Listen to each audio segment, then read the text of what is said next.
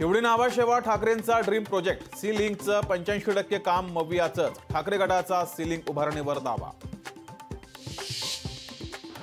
पंतप्रधान नरेंद्र मोदींच्या हस्ते देशातील सर्वात लांब सागरी अटल सेतूचं लोकार्पण.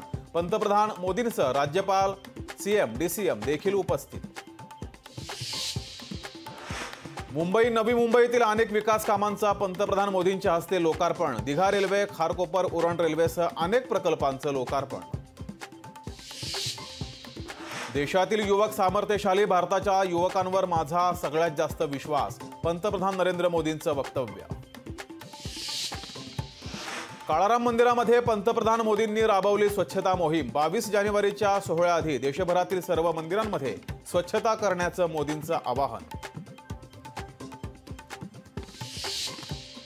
राज्यात उपमुख्यमंत्री देवेंद्र फडणवीस शूर्पणखेच्या भूमिकेत. 2024ला शूर्पणखेचं नाक कापायचंय. राऊतांचा फडणवीसांवर हल्लाबोल. मोदींना सामान्यांशी घेणं देणं नाही. मोदी मराठ्यांना ओबीसी करू शकले असते. आरक्षणाच्या मुद्द्यावरून जरांगे मोदींवर नाराज. मुख्यमंत्रीपद न मिळाल्यानं देवेंद्र फडणवीस संभ्रमावस्थेत. विनायक राऊतांचा फडणवीसांना टोला. सिंधुदुर्ग रत्नागिरीवर शिवसेना तर रायगडावर अजित पवार गटाचा दावा.